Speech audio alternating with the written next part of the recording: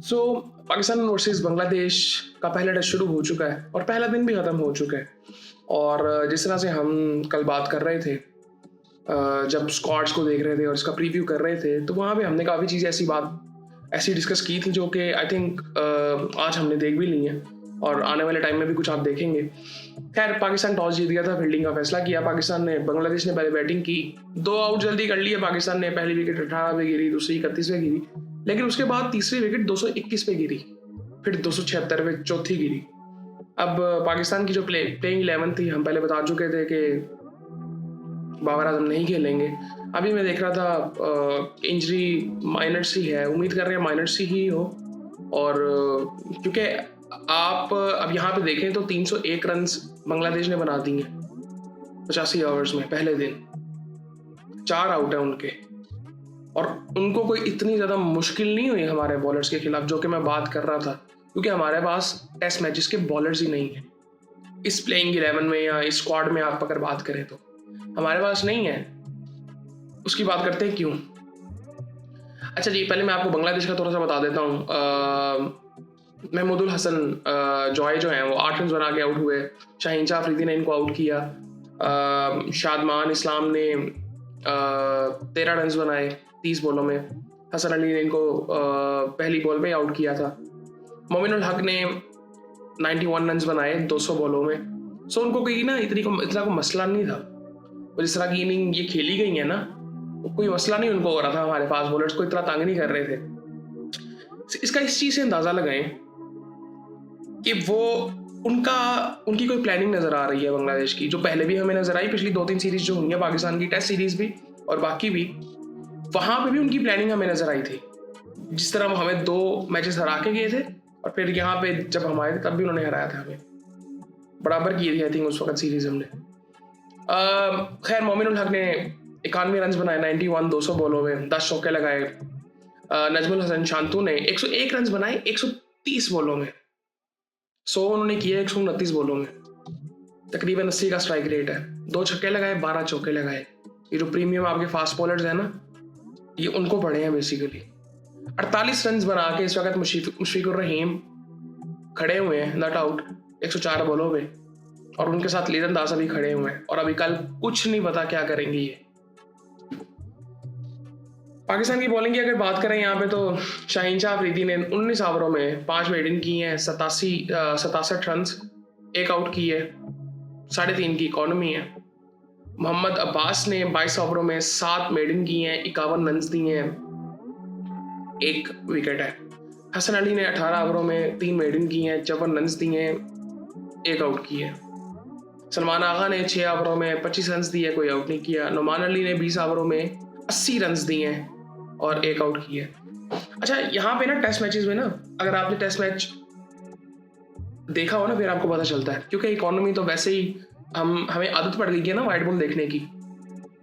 सो अब यहाँ पे मैं आपको बताता हूँ कि यहाँ पे हुआ क्या।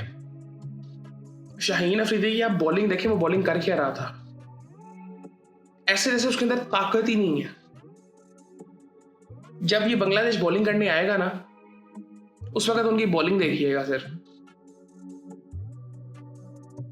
वो आपको तंग लाजमी करेंगे। बाकी उससे ज्यादा क्या होता है, मैं अभी उम्मीद इसलिए ये थोड़ी बहुत लगा रहा हूँ अभी पाकिस्तान से।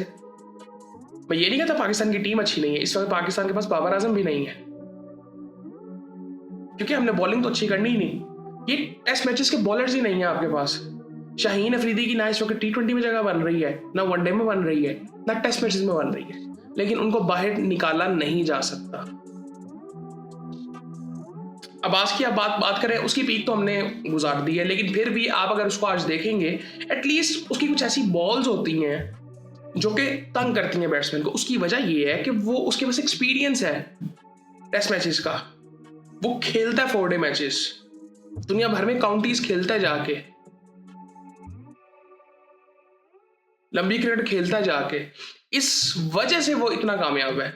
पेस उसकी भी कुछ नहीं है, वो 125 के राउंड अबाउट ही कर रहा होता है वो भी, बट वो एक्सपीरियंस, वो इतना काम का है। इवन शुरू में तो ऐसे हो रहा था, आप अगर आपने मैच देखा है तो शुरू में तो ऐसे हो रहा था, अब्बास को बाउंस मिल रहा था 120-25 में जो बॉल करते हैं। शाहीन अफरीदी को बाउंस ही नहीं मिल रहा था, जो कहते हैं जी मैं प्रीमियम फास्ट बॉलर हूँ, पेस उनकी भी कुछ नहीं थी।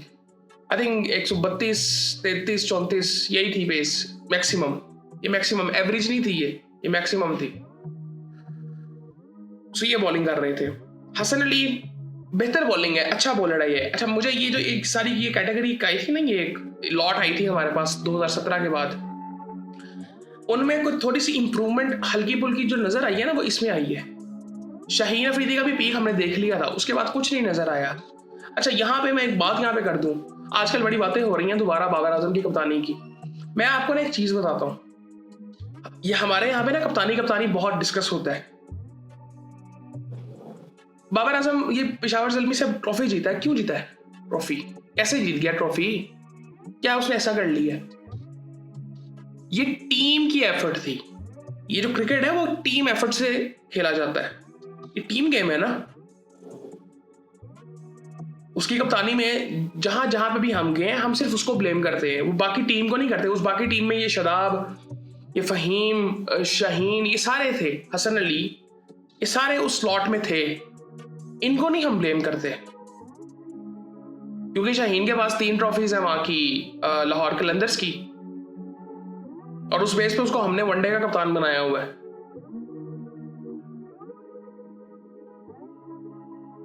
शुरू में ऐसे लग रहा था शाहीन अफरीदी अभी पीएसएल से बाहर निकला ही नहीं है। जो उसकी लेंथ होती है, मोस्टली जो उसकी लेंथ होती है, वो प्रिपरेशन नजर ही नहीं आ रही है अभी, क्योंकि अभी पीएसएल से निकल के आए हैं भाई। वो मेंटालिटी अभी तक वो चल रही है। सो खैर, अब बस उम्मीद इस चीज की लगाएंगे पाकिस्तान कल इनको जल्दी आउट करे। ये 2-3 आउट करेगा तो फिर जाके कुछ कंट्रोल में होंगी चीजें, क्योंकि आगे अभी एक इनके ऑलराउंडर है, फिर तैजुल इस्लाम है, तस्कीन अहमद है, नहीद राना है। ये 2-3 तो थोड़ी बहुत बैटिंग करते हैं। इसके बाद मेहदी हसन मिराजी तो प्रॉपर बैटिंग करता है। तैजुल इस्लाम भी थोड़ी बहुत बैटिंग कर लेता है। तस्कीन अहमद भी थोड़ी बहुत बैटिंग कर लेता है। सो नहीद राना है, फिर इबादत हुसैन है। मुझे था कि शायद वो भी खेलेगा, शरीफुल इस्लाम, बट वो नहीं खेला। लेकिन आप अभी देखेंगे कि इनकी बॉलिंग हमें किस तरह से तंग करेगी। बाकी आई थिंक देखते हैं कि अच्छा, अबरार अहमद नहीं है, पता नहीं स्क्वाड में भी बेचारा है कि स्क्वाड में भी नहीं है I think. So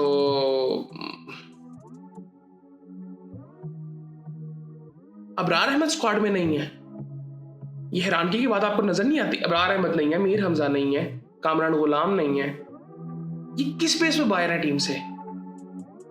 test match के बॉलर्स हमारे पास अलहदा होने चाहिए, तब जाके हम कुछ कर सकेंगे। ये हम कई जगहों पे जीत जाते हैं ना, तो हमें ऐसा लगता है कि हमारी स्ट्रेटजीज बिल्कुल ठीक है। अभी तो खैर कोई प्लानिंग इतनी खास कोई नजर आ भी नहीं रही। खैर मैं इस पर क्या बात करूं, मेरा यकीन करें कई दफा दिल ही नहीं करता बात करने का, कोई मजा नहीं आया आज मैच देखने का। सो खैर ये सूरत हाल है जी। और बाकी आई थिंक देखते हैं, उम्मीद कर रहे हैं कल का दिन पाकिस्तान के लिए थोड़ा बहुत अच्छा हो, क्योंकि अगर ये 400 450 क्रॉस कर गए तो बहुत मुश्किल हो जाएगा, इनिंग से डिफीट भी हो सकती है। सो खैर ये सारी चीज़ें हैं। बाकी आई थिंक देखते हैं। शुरू में थोड़ा सा ऐसे लग रहा था कि पिच काफ़ी डिफरेंट है, ग्रास तो उस पर है बट बाउंस नहीं है, बट बाउंस कई बॉलों पे मिल रहा था, अब्बास को इवन मिल रहा था। सो खैर ये सारी चीज़ें हैं, देखते हैं कि कल क्या होता है। अभी 2-3 दिन बाद, पता नहीं 2-3 दिन तक मैच जाता भी है कि नहीं, लेकिन कल परसों का दिन अभी इंपॉर्टेंट है, तो देखते हैं उसमें क्या होता है, पाकिस्तान क्या करता है। सो बाकी फिर आपसे बात होती है।